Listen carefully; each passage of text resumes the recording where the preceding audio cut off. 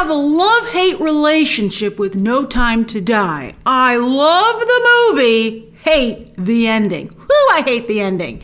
In fact, while it was happening, I was like, you're not going to actually do that, are you? It was the exact same experience I had watching The Force Awakens when Harrison Ford stepped out on that damn bridge. I was like, are you serious? And they were. And in both cases, I feel it was the actor playing the character who forced that choice instead of the powers that be who actually have ownership of the character and the franchises. That's dumb. But I respect this choice a little bit more. I have no respect for Harrison Ford's decision for what they did to Han Solo. But while I don't like what they did here, I understand it. And I actually have a way to have made it better. I wish they had thought of this. But anyway, welcome to my spoiler review of No Time to Die. Well, first, I'm going to respectfully complain and explain about the ending, and then I'm going to rave about the rest of the movie. So if you're just looking for a No Time to Die love fest, chapter times are below. Now, I would like to say that one thing that would have sold me on this depressing ending of Bond dying would have been a title card dedicated to all the real-life MI6 agents who die in the line of duty. That would make Bond dying work, since Daniel Craig is the most real Bond they've ever had, right? Having this fantasy series acknowledge that spy work is very much not a fantasy for those who actually put their lives on the line would have been perfect. A real nice title card with the MI6 building. I think that would have been great. That would have made it a little bit more like Logan. And I think it would have given the film the gravitas that Daniel Craig was looking for. So I wish they had thought of that. But they didn't, right? So, and also, by the way, Bond didn't even really die in the line of duty. He killed himself because A, he forgot to destroy the controls to the silo doors after he opened them, which is spy work 101. You do what you want, then you smash the control panel so no one can come in and undo it, which is what happened. And B, he didn't have enough faith in Q. And Q, I feel Q can do anything to come up with a workaround for those nanobots. I mean, they're nanobots. Wouldn't the localized EMP that he had on his watch do the trick? By the way, speaking of Bond on these missions, he must have, like, you know, the horrible concussion problem that football players, NFL players get. He was getting thrown around all over this movie and jostled around. And then he'd get back up and run around, and I'd be like, wow, Bond, I think you might have brain damage. But anyway, not only would that EMP have, you know, the localized EMP, I would think maybe take those nanobots out. I mean, what are they running on forever? Does someone here know more about nanobots? I'd be interested to hear down below. But also, who develops a deadly weapon without an antidote or a kill switch? I mean, what if you decide you don't want to kill the person after you created the nanobots? I mean, it made no sense. And speaking of the script, I felt that the way Bond dies here was designed to be particularly cruel. What is this, a Pixar movie? I mean, because it made no sense, because they had to maneuver it into the maximum cruel situation. And I also kind of saw it coming. When they introduced the vial of nanobots coded to Madeline Swan and therefore her daughter, I was like, okay, when's that loaded gun going off? For, if those of you who get the literary reference. And when Madeline and her daughter were able to escape, I was like, wait a minute, that's still in play. Oh my God, it's for Bond. They wouldn't really do that, would they? And hey, even if they couldn't fix the nanobite problem, he could still FaceTime with them. I mean, I feel like there were workarounds. I didn't like that. It was like not cool. Bond is a hero. He's a beloved fan favorite. And as Daniel Craig has played him, a pretty selfless guy who's been through a lot. So to take him out like this was just, in my opinion, again, just way too cruel, manipulatively cruel. It didn't need to be cruel. I felt that I didn't know why Bond made that choice. I mean, if he didn't want to be a dad, he should have just said so. All right, so anyway, let's talk about the movie, which again, I loved. Loved it so much. Wow. And I was so impressed with the Bond formula, how Cary Fukunaga and company executed that, but yet managed to make it feel very modern instead of dated. European elegance. European elegance everywhere. Oh, it was fabulous. For any of you who've been lucky enough to travel to Europe, I've been there a few times, or if you live there, then you're really lucky. Oh, it's gorgeous there, and it has a very distinct feel to it. I thought the locales that they chose were stunning and so well filmed. I thought that the cars, of course, always the cars, gorgeous. The car chases, it was like, the opening car chase in Italy, even though, of course, To Catch a Thief takes place in Cannes in France, this reminded, the south, that's the south of France, this is the south of Italy, but it reminded me of that. It was just so gorgeous. I thought the clothes, stunning. And then also the music. Oh, it was like the Bond theme and then other music. I was just like, I was in Bond heaven. I was having a great time. So I was there before Bond got there. All right, so anyway, then they had all the elements of a fantasy spy movie. Oh, wow. The opening with the mask, that masked figure. And so I thought that was great. And I thought the way he chased her out on the ice, and then I don't know if he was going to first save her. He missed her. I don't know how he missed. You missed. How did you miss? You were standing right there. But then he decided to fish her out of the ice. And then cutting to Madeline Swan as an adult emerging from the waters, it was interesting to open a Bond movie with the memory of one of the Bond women. I thought that was a nice choice. I thought that worked very well, especially because Madeline needs all the help she can get in being a good character. Then when he went to visit Vesper Lynd's grave, who visits Vesper Lynd's grave on a romantic trip with and also Madeline Swan was like, you gotta go, I really want you to go, but she didn't go too. I'd be like, don't you think you should both go? I don't know. And then he's like, he never got over Vesper. And I'm like, well, I guess kind of, I don't know. I didn't really sense that he never got over Vesper. If he did, he kept it really close to the vest. But I thought it was amazing that her grave exploded. I was like, that's awesome. The first of his many concussions during this movie. But that was great. That was just a great thing. And the way he sowed the distrust. And that whole, that led to that chase scene, which I thought was just phenomenal. And I love when Madeline's like, maybe I do have to tell you something. And he's like, I'll bet. I was like, oh, that's a great fight. And then he put her on the train, which was also so European. I love European train travel. It's fantastic. Just the whole Italy situation, also with the bells in the courtyard.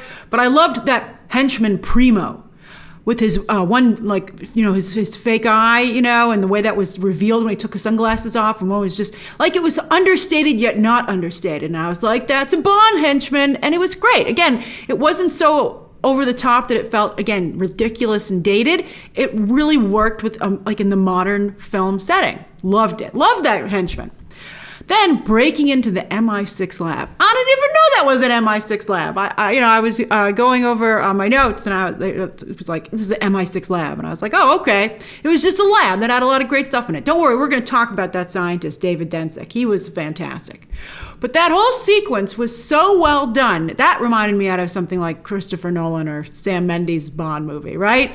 But yet it's still, but this time, because I think maybe they're the color choices, and there was just something about it that made it seem like it wasn't a Christopher Nolan copy, but it was of that caliber. I just love the way it was like Nolan crossed with Kubrick a little bit, in my opinion. Very, 2001. So I loved when those guys came down, and then the camera had them, was turned around with them, and then the camera turned in the hallway before they did. And I thought they had the best toys, the way they cut open that glass door, they didn't have to, cut the shape themselves. It was automatic. It was just, and that whole sequence. And I love the way they would have the voiceover being like, this facility has been compromised. And I was like, oh, this is good stuff. I was like, I was on a James Bond ride, and I was having a great time. That whole sequence was great. The way they had the magnets to get out of there, I loved it. Loved it. Jamaica. Not only is that, of course, where Ian Fleming himself retired, but what a house. That outdoor shower, although he should spit maybe not in his own shower. But that was incredible. The whole house, the way it had different buildings, it was just stunning. It was very Bond. So was the Spectre party, right? With them having that eye on the pillow, and that was how Blofeld could see and look around. Again, it was crazy, but it was just the right amount of crazy. One of you tweeted me and said there were a lot of Spectre agents. I keep wanting to call it Hydra. A lot of Spectre agents at that party from the previous movies. Didn't spot a single one of them, because I don't think any of them have really made a big impression on me. Beyond Dave Bautista when he was there briefly. Remember that?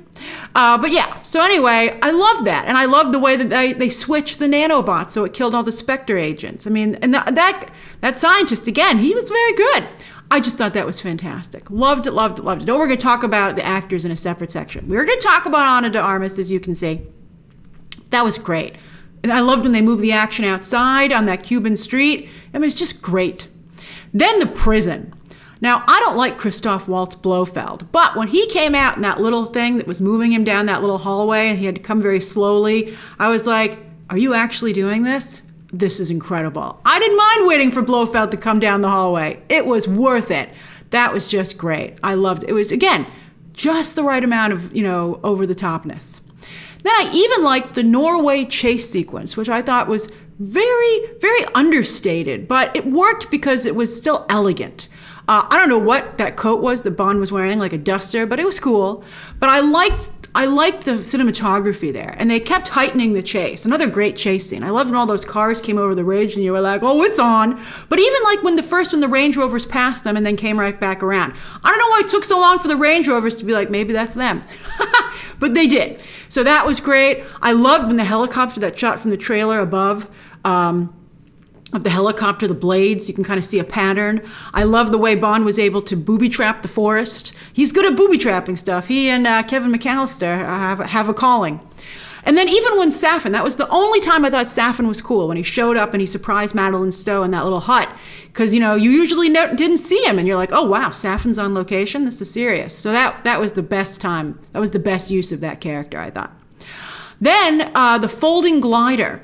That was great. And they had great sunglasses on, too. I was like, wow, MI6 brought a great change of clothes for both of you. Who sponsors MI6? They're like, our agents don't go into the field looking like crap. Thank you very much. But the folding glider, it just seemed so elegant, but yet also dangerous. You could feel the weight of it. It seemed like a blade in the sky. And then it cut into the water. And when it came into the cave underneath, into the base, it was like the bat boat, right? It's like the Batmobile, the Bat plane. Is it just called the Bat boat? But, it was great. I feel bad as a Batman fan. I forget what his boat's called, but he doesn't use it that much, to be fair. But that I was like, he's a realistic Batman, and I loved it. And then Safin's base, which I couldn't believe was like the SNL sketch. I don't know if you've ever seen this, where Christopher Walken is the villain, and I think it was Phil Hartman was Bond, and he was like, you came a little early, I haven't finished building the base yet, so I'm going to show you artist rendering of what I would usually do to you, and then he lets him go, and he's like, come back when we're done. But so I thought it was fantastic they were still building the base.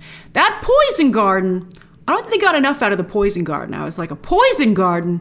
He should have been in this thing the whole time, tending to it, Godfather style, while the movie unfolded, with getting reports back maybe. I mean, I loved it. And also, I think they could have done more with the stuff that was in there. Like, they wanted her to drink that tea, which would control her behavior. Of course, she couldn't drink it, but maybe someone else could have drank it. I would have liked to have seen if it actually would work. And is that a real thing? Because I would think that would be a real problem. But, I mean, again, I bought it. I was like, yeah, we're into holistics these days. Maybe there is a tea that does that. Although every country would then serve it. Okay? All right. Bond's daughter.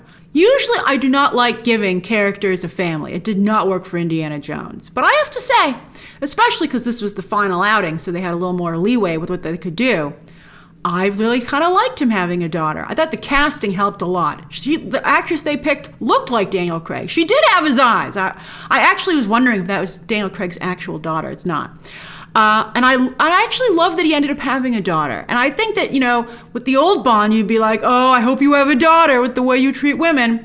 But here, I didn't think that was that way, because as I said in my non-spoiler review, they reimagined Bond here as someone who just feels more comfortable around women, and he not only likes to be with them, as I said, for various activities. So he not only likes to have romantic activities, but platonic ones as well. So I think he would love having a daughter. And then I was like, oh, is there a potential, some kind of spin-off here? But then why would you name her Matilda Bond? I was like, that's for like a children's book based on Matilda Bond. Matilda Bond doesn't grow up to be an adult spy, unless it's a comedy and Phoebe Waller-Bridge wrote herself a part. That would be hilarious. She doesn't look like either one of them, though, so she couldn't do it.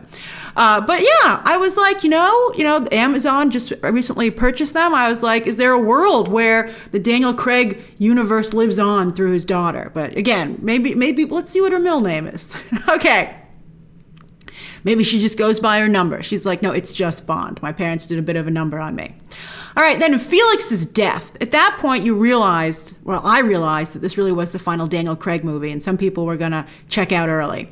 I felt horrible for him. He was such a great guy. He just wanted to go home to his family. And I felt bad that both he and Bond didn't realize that Billy Magnuson's character doth protest too much. I was like, well, maybe you should take his weapon away from him or keep an eye on him.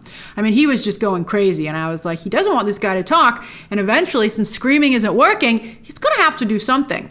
I liked the Book of Mormon gag. I thought that was really great when, Daniel Craig said, where'd you get Book of Mormon? And then I thought it was great that they saw how Primo, the henchman, had met Billy Magnuson by Q going through the footage on the eye, and it was all POV. I was like, wow, that is a great thing to get from your enemy. I wish all henchmen had electronic eyes. So that was fun. I think that, they need to do more with Felix going forward in the Bond movies. I think it's a great character. This is a way to bring in, diversity with a male character. He needs to be more than just, someone who Bond checks in with. He should be in the field as well.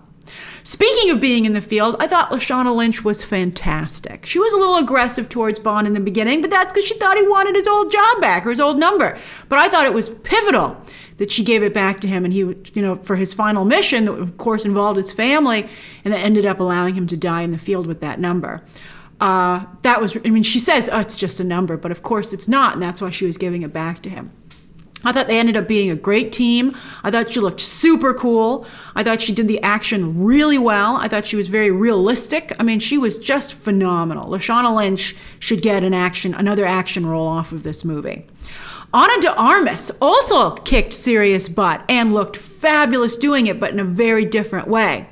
She, as I said in my non-spoiler review, she's playing Marilyn Monroe in a movie that might never see the light of day, but she has a pretty good Marilyn Monroe, including being very likable to men and women, playing such a sexy character.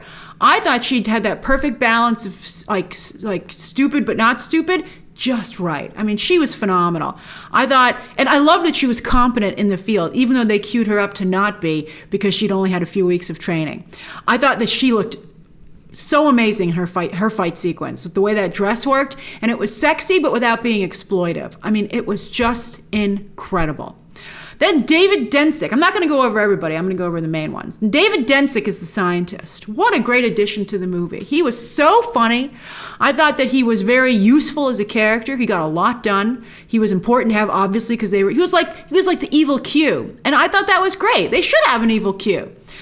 I just thought he was surprisingly funny. I thought the stuff with his coworkers was at first funny, but then horrible, the way he, ended up, orchestrating their deaths. I mean, the whole thing was just really well done. He was fantastic. I mean, talk about doing a lot with a small role.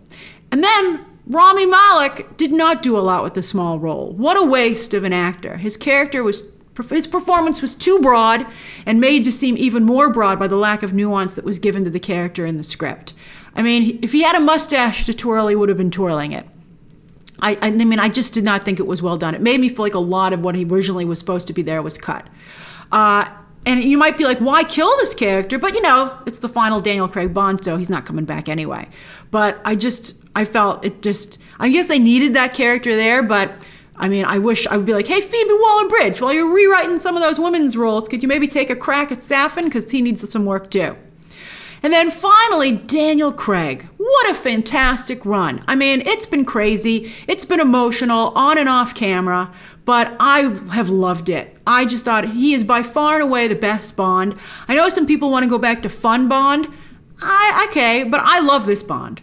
This Bond is great. I mean, maybe there's some happy medium that we can have, but I don't want to lose the seriousness that has been given to this character and the modern qualities. I mean, I just think I think that what Daniel Craig and Cary Fukunaga with this movie in particular have done for the franchise should not be just, don't throw out the baby with the bathwater, right? The baby being the Bond formula, and the bathwater being Daniel Craig. If you need that metaphor explained for you, while we fill up the tub with a new actor, just remember we're soaking the same baby. So, I mean, but I just love what Daniel Craig has done. So I think that he not only did a great job as an actor, and he fought for this too, but what he brought to the franchise shouldn't be underestimated as well. That's true. I'm upset with the ending that he did, but overall, I think his meddling was really a good idea. So, what did you think of Daniel Craig's final adventure as Bond? And what did you think of that ending? If you're a fan of it, I'd love to see you defend it down below. Maybe I'm not. You explain to me where Daniel Craig's coming from, and then maybe I'll respect it even more, even though I still won't personally like it. All right, share those thoughts down below. Subscribe today, and of course, as always, you can check out some more videos right now.